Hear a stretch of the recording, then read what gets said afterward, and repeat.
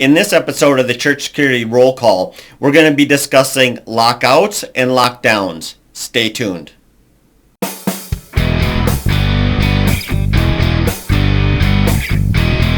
Hi, this is Chris with Sheepdog Church Security, and this is your Church Security Roll Call.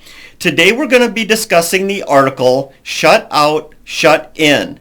If you'd like to read that article, go to our website, sheepdogchurchsecurity.net, and look under the News tab. So let's begin in the Bible. This is Nehemiah 7, verse 3a, and it reads like this. And I said unto them, Let not the gates of Jerusalem be opened until the sun be hot, and while they stand by, let them shut the doors and bar them. So that's what we're going to be discussing today, about lockouts and lockdowns. In this in particular case, Nehemiah was doing a lockout because they knew they were surrounded by enemy. And so you'll remember last week we were talking about the Burnett chapel shooting.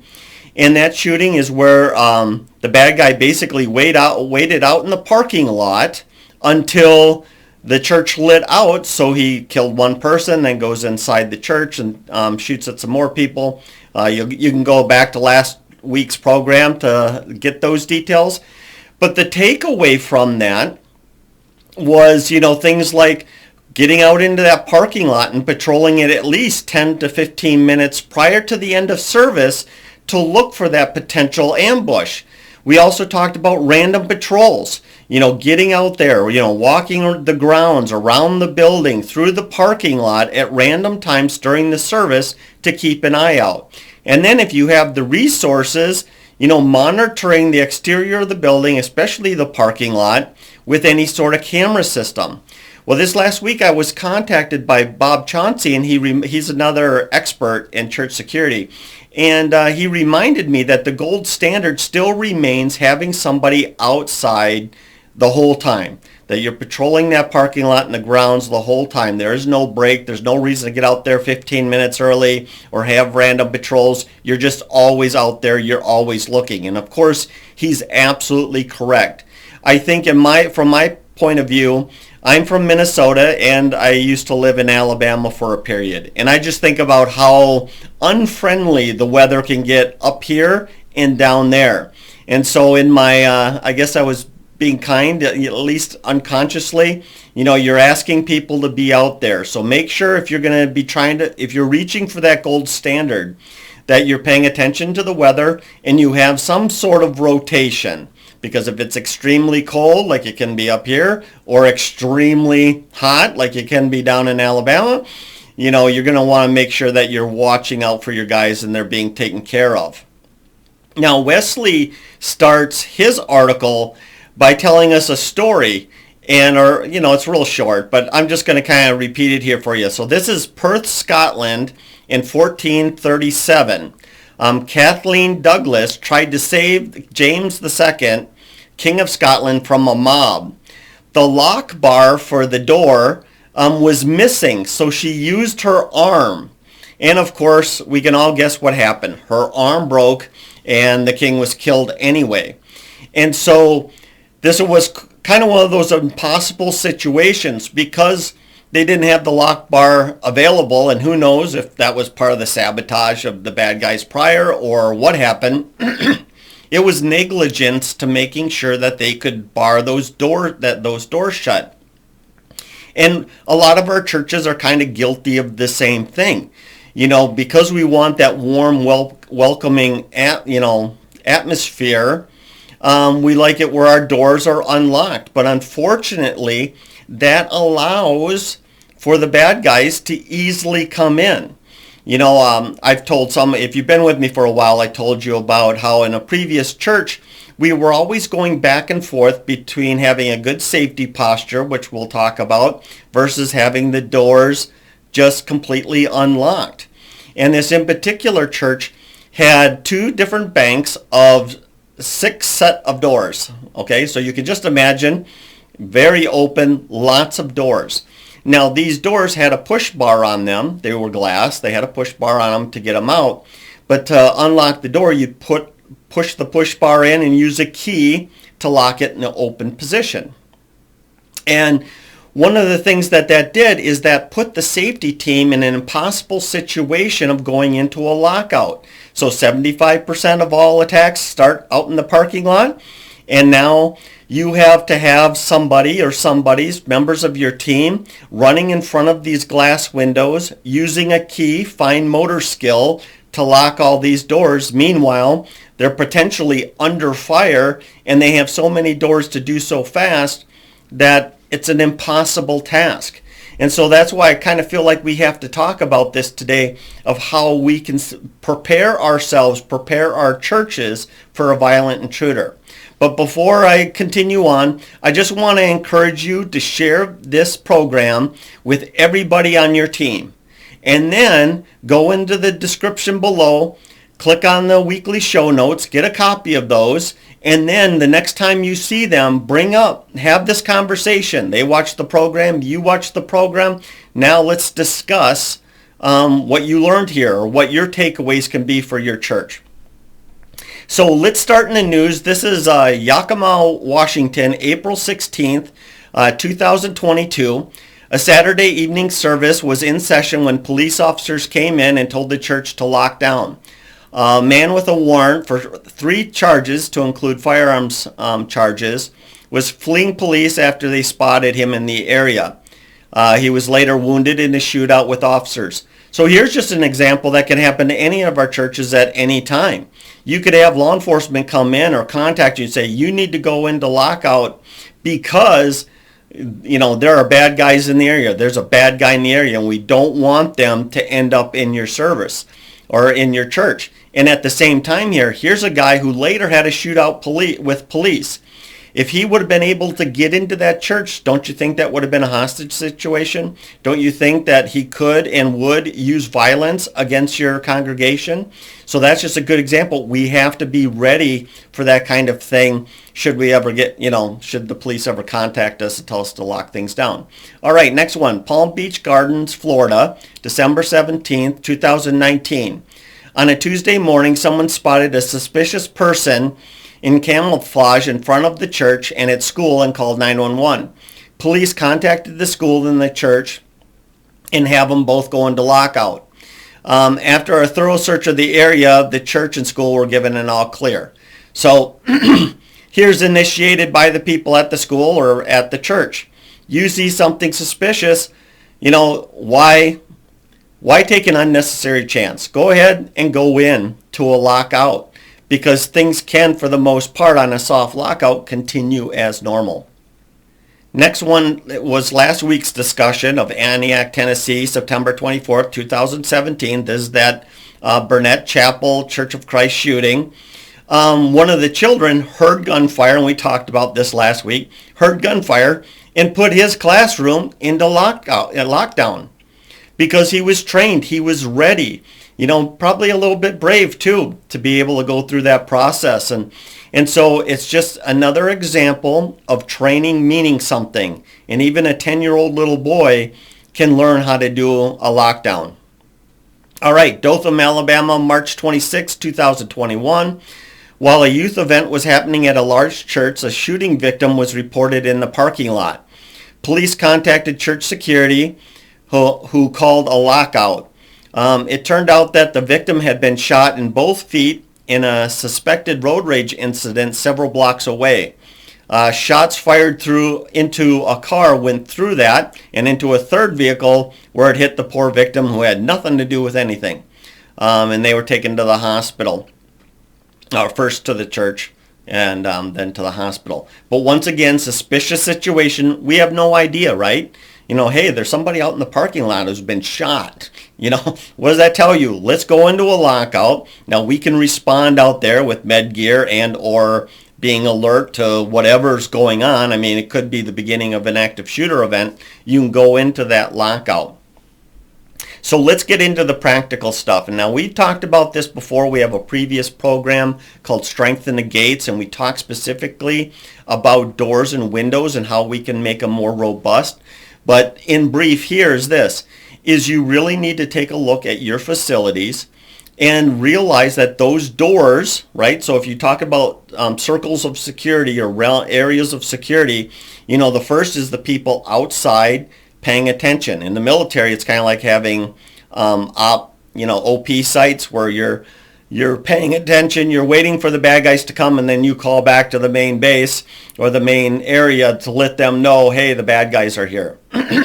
That's what your exterior team is doing outside. Then that second level of defense, that next level of defense, is those doors. So they need to be strong. They need to have good locking mechanisms. And they need to be lockable in a way that makes sense. Because obviously time is of the essence sometimes in these situations, oftentimes in these situations. So let's go over a couple terms real quick. First one I want to talk about lockout. So a lockout is essentially all of the exterior doors and windows being shut and locked. And the idea is that the threat is outside the building trying to get in.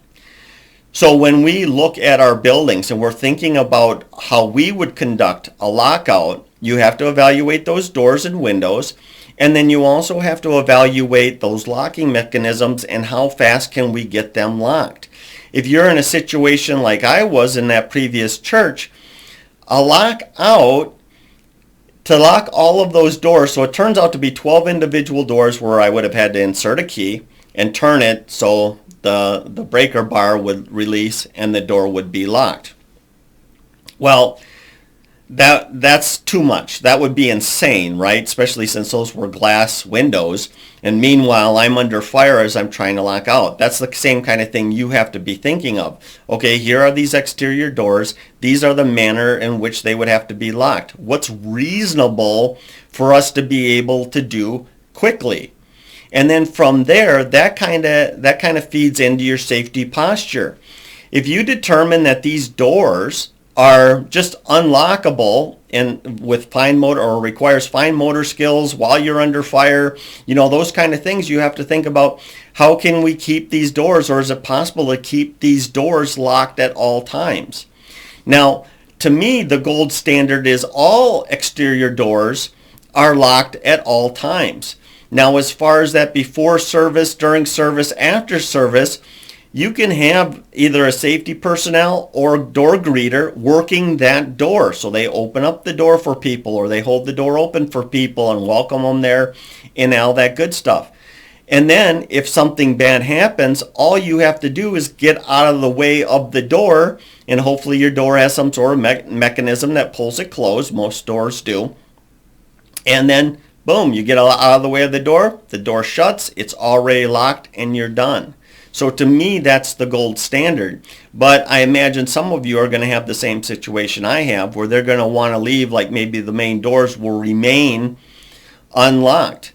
Well, if that's the case, you definitely have to have a team member stationed there, and then they have to have a reasonable plan for locking those doors in a hurry. But then at the same time, I would argue if they're standing there, could they just open the door for people and leave it locked anyway?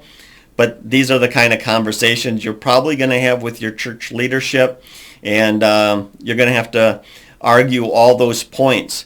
One of the things I wish I would have done, and this is retrospect, and I actually just thought about it this morning when I was reading through the script here, or reading through this article, was one of the things I should have done is I should have gotten one of our paintball guns and brought the team together, practiced our lockout based on the lack of safety posture they wanted us to do, and then have them observe us trying to lock those large banks of doors.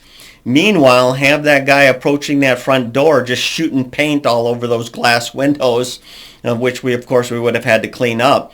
But what a great illustration for them to see and say, hey, all those bullets, all those paint balls would have been bullets going through the glass, and you could see how this guy would have been, our team member would have been killed. And you'd also probably see that depending on how fast the killer was moving, there would still be doors unlocked by the time they got to them. And what a great illustration that would have made. But, hindsight is 50 or whatever, 2020. So anyway, all right. So that's the lockout, being prepared looking at your doors, your locks, practicing whatever it is that you end up with. Practice with what you have.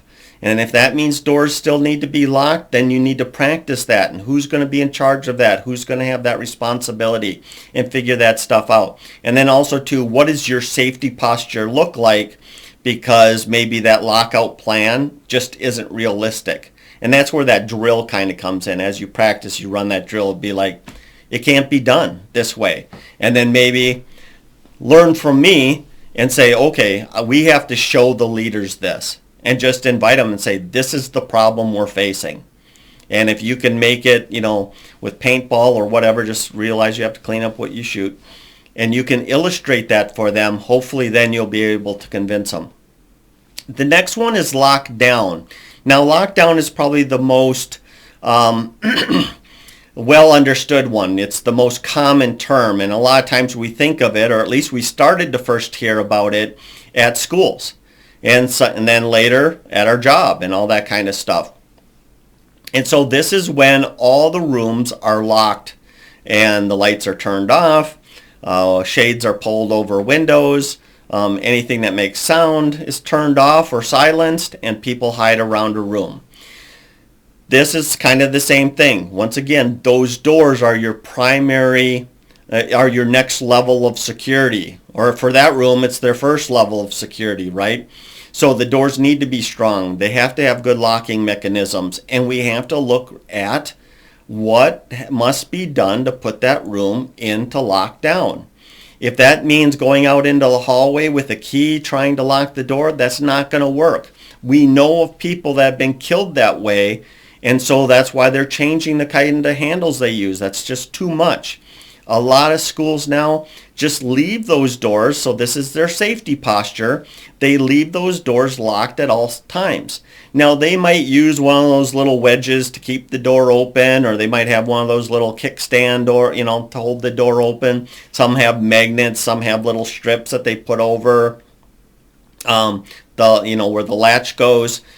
There's a lot of different solutions out there, but once again, what it comes down to is this. Is you have to look what does it take. Now, one of the things I don't like about the little magnetic strips is those are pretty good magnets and they cover the latching mechanism, but they're actually kind of hard to pull off, and it feels to me like it'd be a fine motor skill. I've seen other ones where they have just large magnets that kind of work as a door stop.